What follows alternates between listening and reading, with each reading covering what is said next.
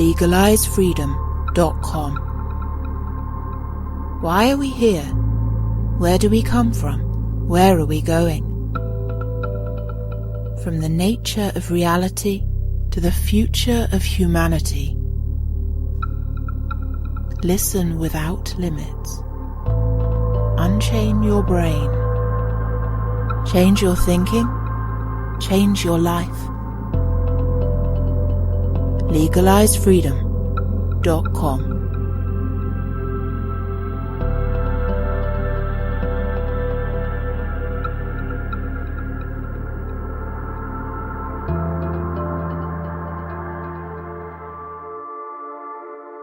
Greetings and welcome once again to legalizefreedom.com. I'm your host, Greg Moffitt. Beginning in August 2020, Freedom from Fear is a free-form discussion series taking the title as its starting point. In this episode, Bernardo Kastrup and I explore how the unique intelligence which allows humans to sit atop Earth's evolutionary pyramid and have dominion over all life on the planet is both our greatest gift and the source of our most profound problems, personally and globally. Unlike other creatures, humans have a sense of the past, the future, and our own mortality. Combined with a hardcore scientific materialist worldview and a "I'll be dead by then" attitude to the future, it has led our species to the brink of disaster. Bernardo also reveals his own relationship with fear. Hi Bernardo, thanks for joining us once again today on legalizefreedom.com. Thanks for having me, Greg. It's a pleasure to be here every time. Thank you. Well, today you're taking part in a new series that I started some weeks ago entitled Freedom from Fear. And really it's a free-form discussion format that takes the title as its starting point. Before we do get started, though, for listeners who don't know, tell them just a little bit about your background and your work. Okay, I have had two lives. One, I've been a computer engineer. I have worked in management and corporate strategy in the high-tech world for well over 2 decades.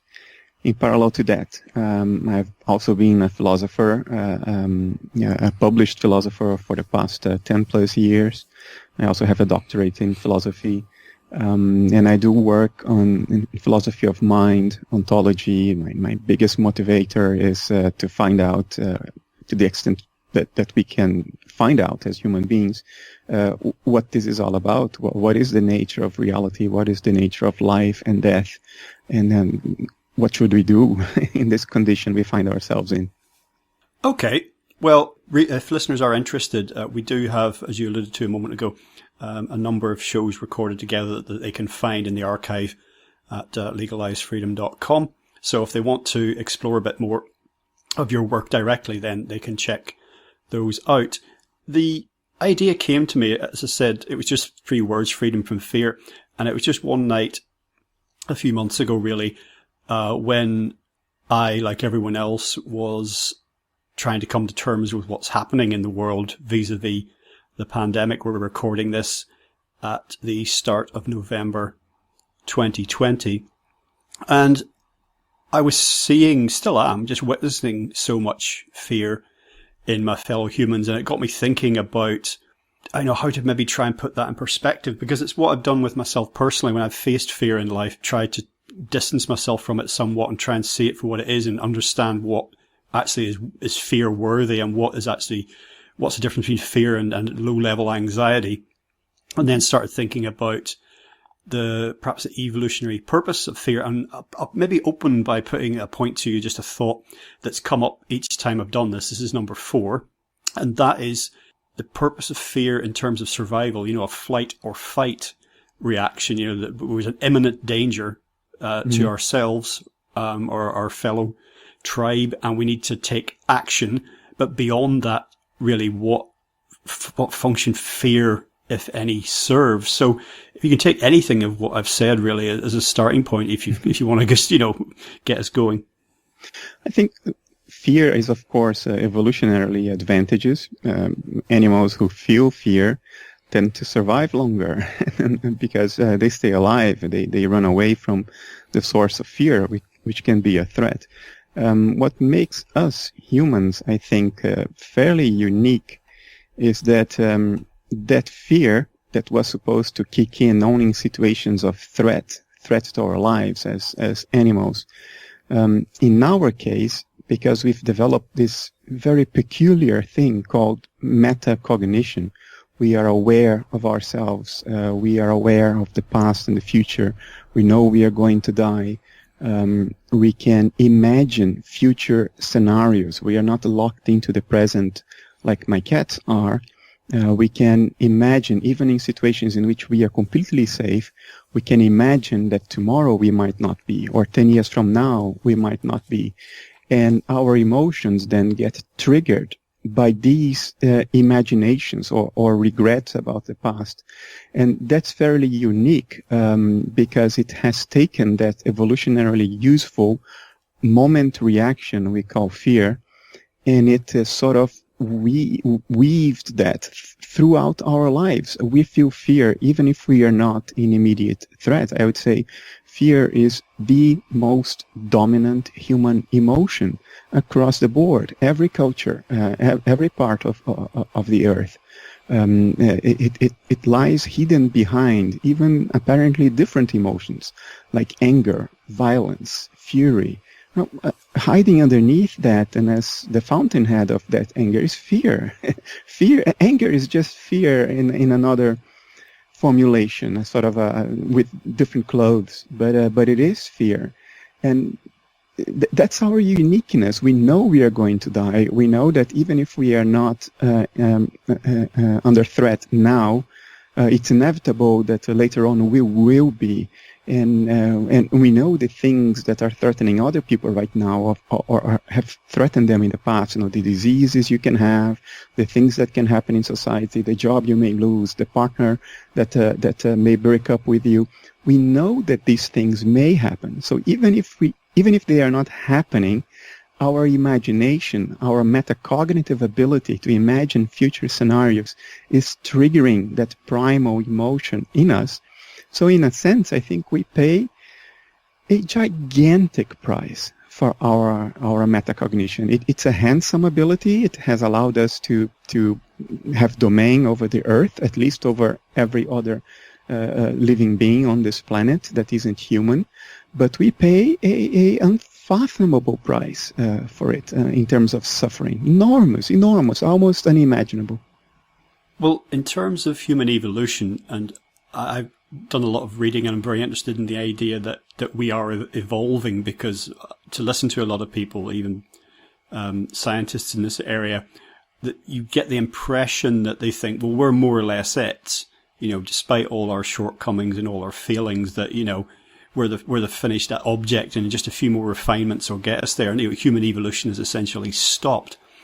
And the situation you describe kind of puts in mind the idea that we are evolving, but different dimensions of physical evolution may or may not have stopped in humans, but certain dimensions of our characters and our minds, and their evolution's happening at different rates. So it's almost like parts of us are getting ahead of the rest of us, if you see what I mean. It's not an even picture, like someone having, incredibly strong arms and incredibly weak legs or something, if you see what I mean. It's a mismatch. Yeah. It's a mismatch. And I wonder if we are on some sort of evolutionary path and that we just represent a sort of a slightly unbalanced transitory phase, if you see what I mean. Yeah, see, I'm not sure there is consensus in evolutionary biology regarding whether we have reached the end of the road as far as physical evolution. I think there is some polemic. I'm not sure. I'm not an expert in that.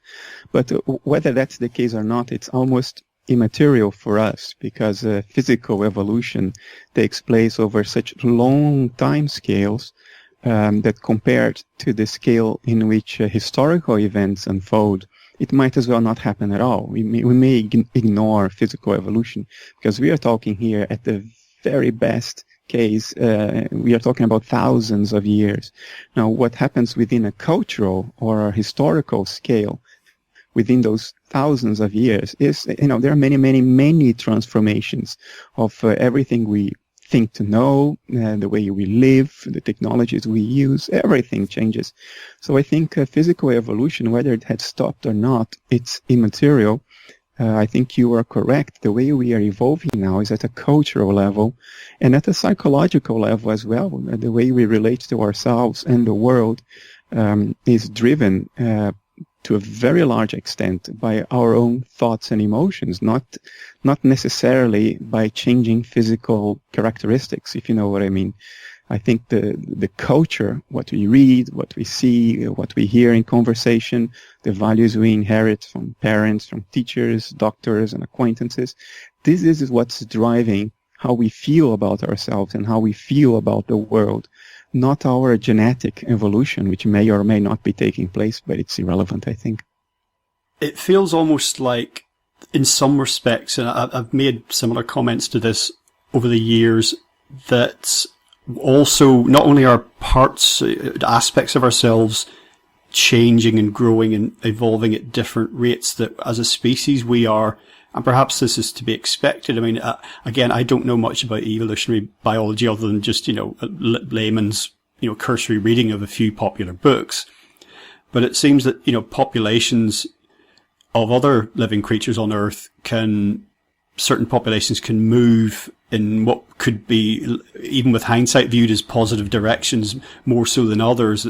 And that, certain traits come to be adopted, others die out, albeit physical ones. But, we're, I think now, as you say, in the realm of the evolution of the mind, of the psyche.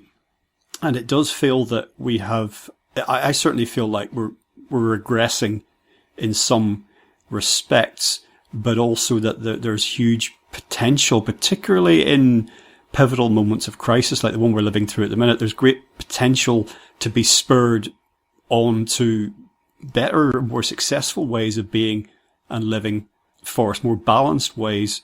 And you can read into any of that what you want. So it's almost like at the minute, the challenges that we've been doing and thinking and being up to this point, what's working, what isn't, are we able and ready to discard some of that? Are we ready to evolve, basically, is almost like the question. Because there's the idea of punctuated equilibrium in evolutionary theory about times of crisis, basically, and how evolution essentially can speed up. It can just have a very great number of changes in a small space of time. Mm-hmm.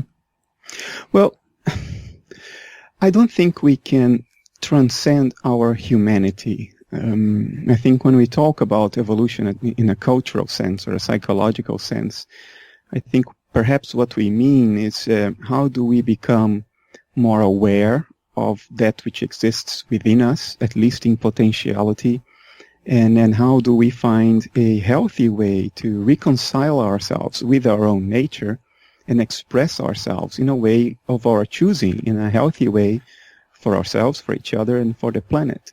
So this is what I would consider to be a trajectory of evolution for humanity in a non-biological scale. But I think the danger is when we think we can transcend our own nature. And then you are seeing this danger all over the world today. You said something earlier. You said you had the impression that we are devolving. I don't think we are. I think what's happening is that our shadow side is manifesting, is becoming visible. I think the generation of our parents, the baby boomers, they were born immediately after one of perhaps the most evil, dark period in human history, certainly in European history. And of course, their generation swung the pendulum all the way to the other side and gave us what is now the longest period of peace and prosperity on this continent ever. There has never been peace and prosperity for so long on the European continent, and arguably nowhere else either. There has always been conflict, that's part of human nature. So I think our parents' generation, they had this potential for darkness in them as well. But because of the historical juncture in which they found themselves, they expressed another side of human nature. And now we are at a point in which, the shadow within us claims for recognition.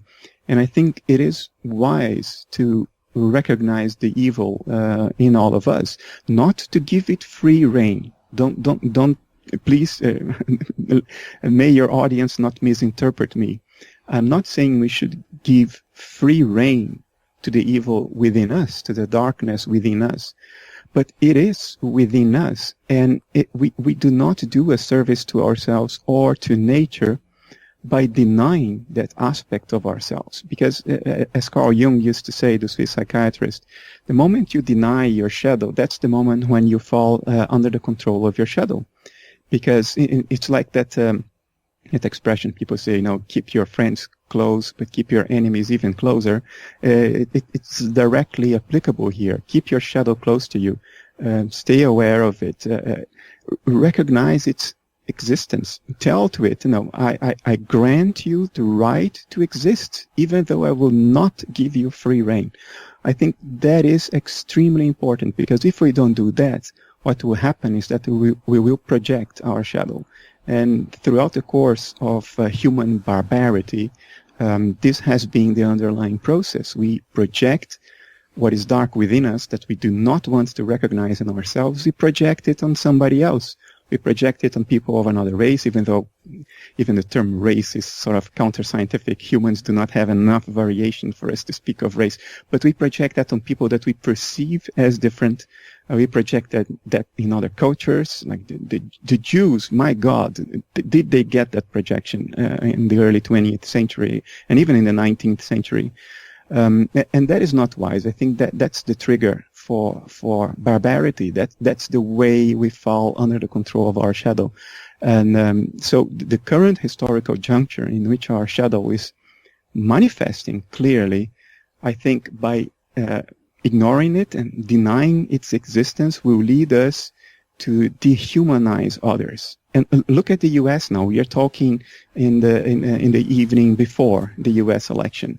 That the country is divided in two, and both sides dehumanize the other. And that's a tragedy. That's a recipe for disaster. So I don't think we are devolving as much as our shadow is forcing a recognition. And if we don't recognize it, we will project it. And that is the recipe for catastrophe. When Donald Trump was diagnosed with COVID-19, there was a lot of online celebration, people wishing for his death. And I remember a few scattered comments from people. I don't know whether they were Trump supporters or not, but they sounded like sort of really concerned, and just saying like, wow, when you're praying for a man's death, basically, a fellow human's death, no matter what you think they've done or what they're like, then that really says something. And it's very interesting that you've got onto this particular topic without me bringing it up, that the shadow side, because that's something I've explored in a few recent interviews. And if I was to start my professional life again, I would either be an architect, which I originally wanted to be, or probably a psychologist, because it's the thing that I spend most time looking at and almost can't find any problem that exists in the human world that isn't traced back to the workings of our minds, our psychology, and how we think about things. Jung, I can't remember the exact quote from him, but I'll just paraphrase. It was something along the lines of that which is denied in the unconscious or the subconscious manifests itself in the world as an event. As fate. Because, as fate. Yes, you take Jung's idea of synchronicity and also, how events in the world play out, reflecting back, the inner world. And, he said, if you ignore the unconscious, it will manifest in your life. It will manifest in your life and take control of you, and you will call it fate. Yes, exactly. And it's almost like the dream world spilling over into our 3D reality that we take to be all that there is. Because I remember the first time that I started to explore dreams and their meaning and interpretation, and one of the things I remember most, or that stuck in my mind earliest on, was that they're trying to tell you something. It may be on a symbolic level, but it's something that you should pay attention to. And I remember reading about I had a lot of dreams for a while about houses. Some of them were houses that I had lived in the past or had been in that were familiar to me, or sometimes it was combinations of these buildings, but in my dreams they were very often disordered or disturbing, or very messy, and sometimes in a almost David Cronenberg-esque biological horror sort of way. It was like, this is disgusting. This is absolutely disgusting. Quite disturbing. And then I remember reading this interpretation. It said, in dreams, a house is the dreamer's mind. And I was like, okay, there's a lot to unpack there. Yeah, this is not a recipe, of course. Jungians would immediately rise and say, well, you can't take that out of context. You need to know the dreamer and the context, the history. But in general, this is a rule of thumb. Yeah, if you dream of a house, it's a reflection of your own mind. Yeah. Okay. Yeah, well, so something for me to ponder, which I have been doing. While we're mentioning Jungian psychology and shadow side of our nature, I'll just throw in an author called Paul Levy, American author, does a lot of good work in this area, and there's a couple of interviews with him on legalizefreedom.com. People should check that out. And also Colin E. Davis and Melissa Murray. Check out my interviews with them. They're extremely interested in this. Before I forget, talking about biological evolution, I don't really read fiction anymore because I've told myself I don't have time. But occasionally I hear about a book that sounds like I really, really want to read it, a novel. And one of the most recent I read was Galapagos by Kurt Vonnegut. And for a wildly alternative biological evolutionary future for human beings born out of a time of global crisis, I recommend people read that. It's kind of extremely dark and disturbing, but funny as well. So, where to next? It's interesting that you used the phrase, when you were talking about your cats earlier, about locked into the present. Because one of the popular, in terms of pop psychology, one of the popular trends in the late 20th and early 21st century has been, this is embodied by someone like Eckhart Tolle, for example, in his Power of Now, is to not become necessarily locked into the present, but to re-engage with the present, to be here now, be in the moment. Because you spoke about fear in terms of regrets of the past, fear of the future. So that we're being enjoined quite often these days by pop psychologists and gurus and whatnot to live in the moment. Act upon that which we can control. The past is gone. The future is, well, in its place. So it was just interesting, because part of, you talked about our metacognition, which has allowed us, of course, to think, to have a relationship with the past and the future in the way that most other creatures, as far as we know, do not have. Yeah. You see, ultimately, we are only ever in the present. Even our memories are experienced in the present, and our imaginations about the future, and they too are experienced in the present, but at the cost of the state of the world in the present. We project an inner state into the present. So ultimately, we are always in the present. The question is, how do you populate that present? Do you populate that present with the immediate reality around you, the immediate state of your own being, or do you populate that with imagination or memories? I think that's the question.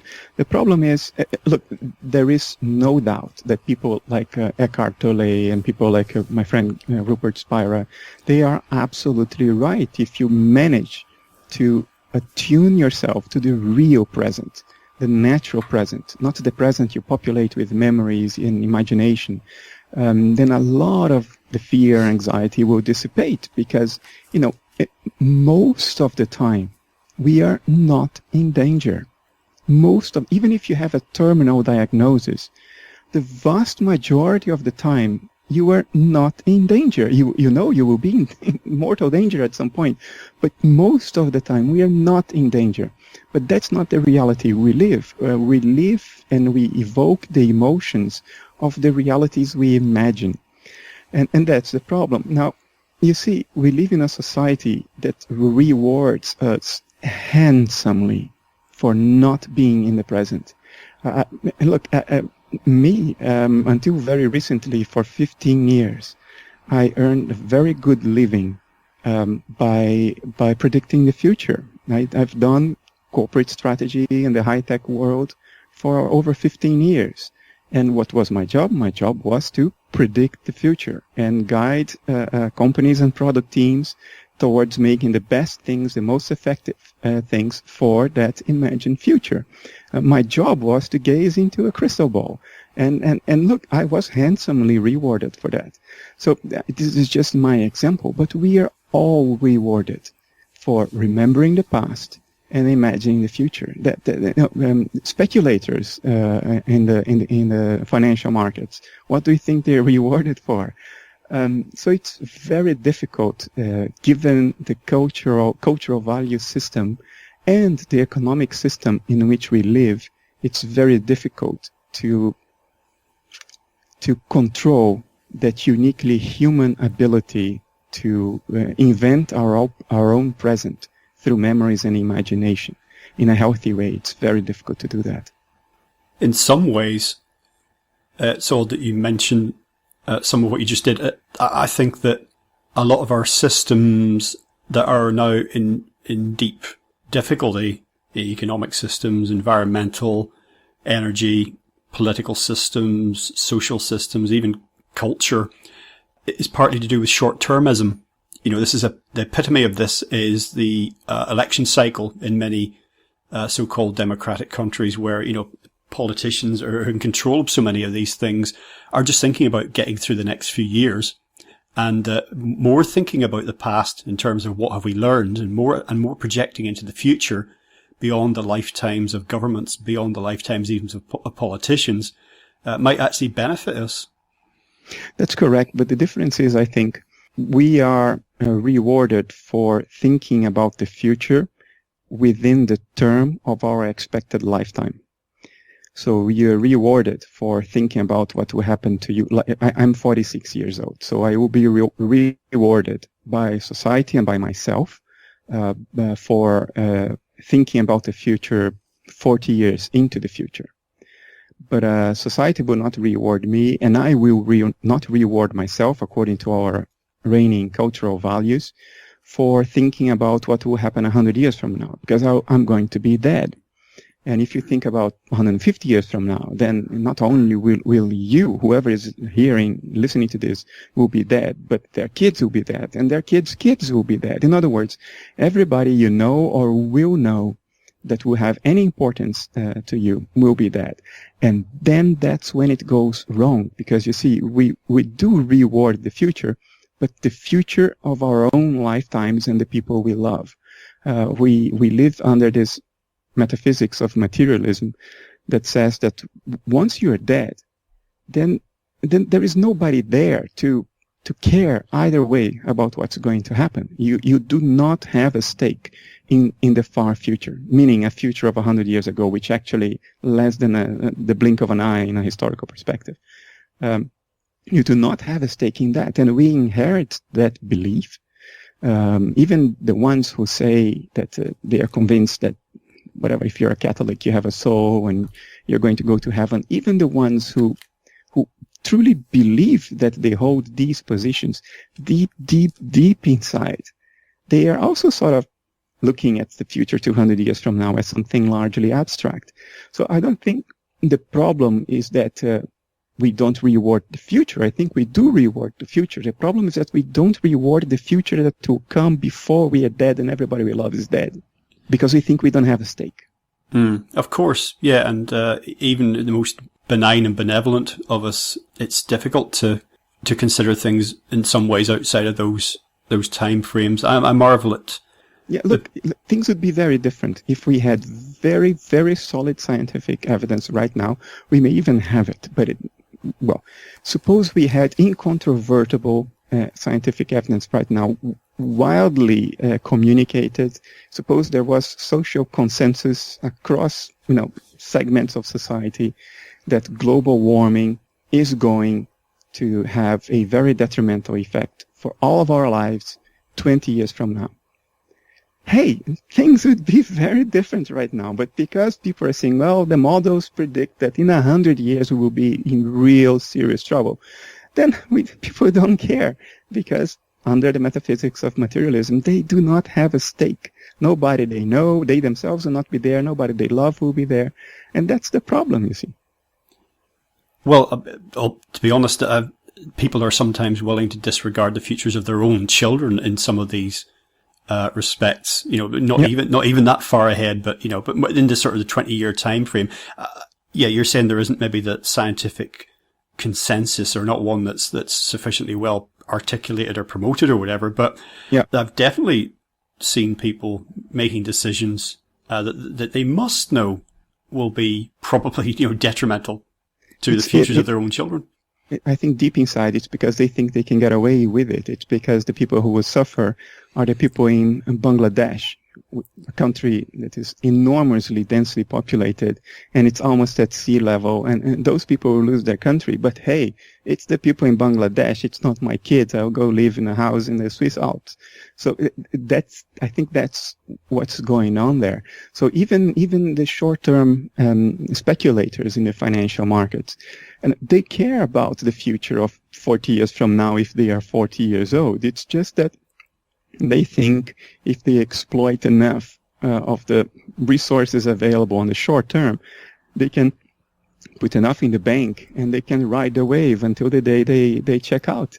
So I think people do think long term within the scale of a human life. The problem is we are not inheriting a metaphysics or a value system that gives a stake in what will happen beyond that. That concludes part 1 of our interview. Part 2 will be available soon in the subscribers area at legalizefreedom.com. legalizefreedom.com